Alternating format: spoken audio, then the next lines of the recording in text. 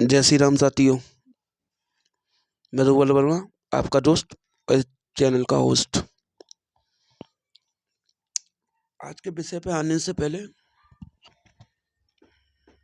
आपको एक कहानी सुनाना चाहता हूँ।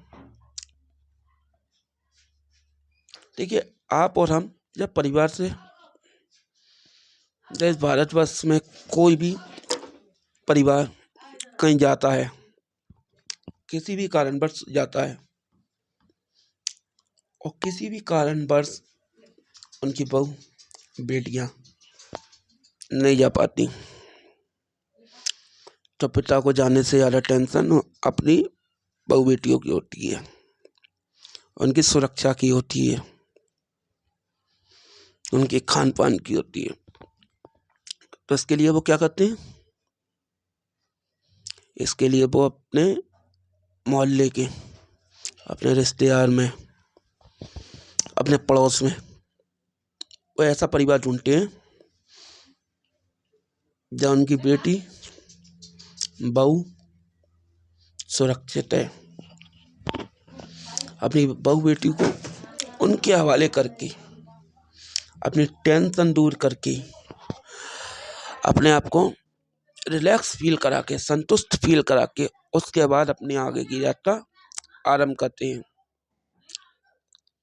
आजकल यही यूपी में भी चल रहा है। यूपी में भी यही चल रहा है। जितने भी दल बदलू हैं, मलाई खाने वाले हैं या जो भी हैं, जो बीजेपी छोड़कर सपा में जा रहे हैं। जैसे 5 साल स्वामी प्रसाद मौर्य को कोई काम करने ही नहीं दिया था बीजेपी ने, जब कांड नहीं करने दिया था, ये भी कह सकते हो आप। मलाई खाने का मौका नहीं मिला, तो स्वामी प्रसाद मौर्य ने बीजेपी का दामन थामा। लेकिन बीजेपी के दामन थामने से पहले एक बात नहीं भूलनी होगी आपको, क्योंकि वो एक बेटी के बाप भी हैं। तो उनके जहन में भी जो टेंशन आई थी कि मेरे नई यात्रा शुरू करने से पहले बेटी की सुरक्षा मेरे लिए इम्पोर्टेंट है। तो वो अपनी बेटी को बीजेपी के हवाले करके गए, क्योंकि वो भी ये बात जानते हैं और यूपी की जनता भी ये बात जानती है कि बीजेपी में बेटियां सुरक्षित हैं। बीजेपी में बेटी सुरक्षित है। अब बात करते हैं, हालांकि आज नई खबर, ताजी खबर, अपर्णा यादव की, मुलायम सिंह यादव के छोटे बेटे की बहू ने बीजेपी का दामन थामा, बीजेपी में आई। बीजेपी में आई क्योंकि उनको पता है बेटी और बहुआं बीजेपी में ही सुरक्षित है। बीजेपी में आने से पहले उन्होंने अपने ससुर साहब से आशीर्वाद लिया और कहा कि मैं बीजेपी में जा रही हूँ, मुझे वहाँ सुरक्षा मिलेगी, क्योंकि आपके यहाँ तो लड़कों से गलती हो जाती है। तो मैं बीजेपी में जा रही हूँ। जब अपर्णा यादव को पता है या स्वामी प्रसाद मौर्य को पता है कि बीजेपी में बेटियां सुरक्षित है, तो क्या इस देश की जनता को नहीं पता होगा? क्या यूपी को नहीं पता होगा? पता है। लेकिन ये क्या कर रहे हैं?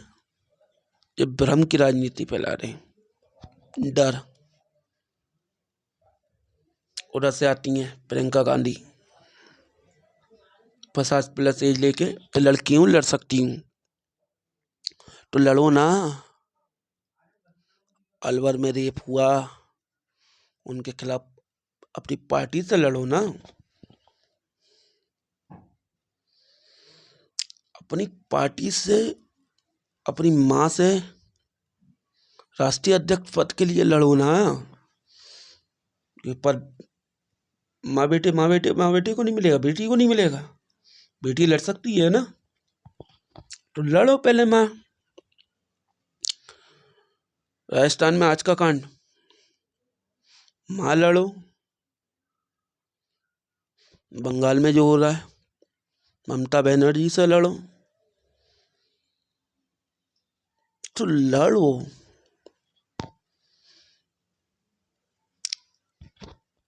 ये नारे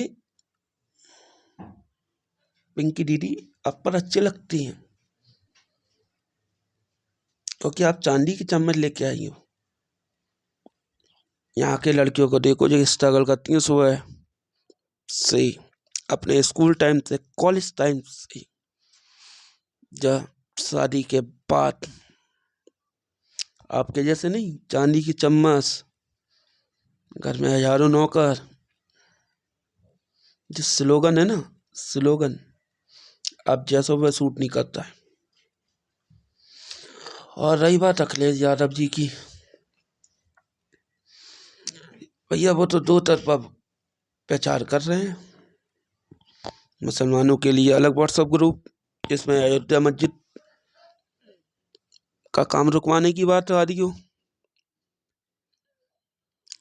हिंदुओं के लिए अलग प्रचार, परशुराम की मूर्तियां लगवाएंगी।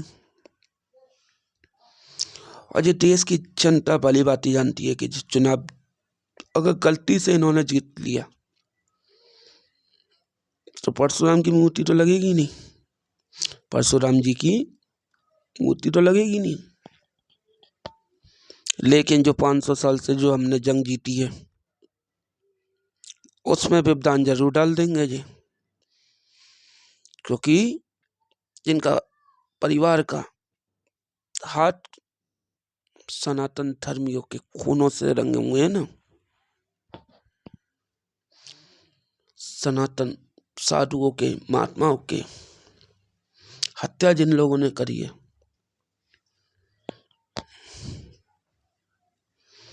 वो कभी भगवान के बारे में सोच भी नहीं सकते। ये बस चुनावी हिंदू है, एक्सटेंडल हिंदू। और रही बात एक्सटेंडल हिंदू की, तो भैया इस दौड़ में आप कितने भी आगे क्यों ना निकल जाओ, असली एक्सटेंडल हिंदू या असली कॉमेडी या असली जोकर का खिताब तो राहुल गांधी को ही मिलेगा। आप नहीं ले सकते असली जोकर का खिताब। इस देश का नंबर 1 जोकर राहुल गांधी है, आप नहीं। तो आप उत्तर प्रदेश का जोकर बन जाइए, देश का जोकर उसे ही रहने दीजिए। ठीक है, अपनी वाणी को यहीं समाप्त करता हूँ। जय हिंद, जय भारत। 22 में फिर आ रहे हैं योगी, तैयारी कर लो। जय श्री राम।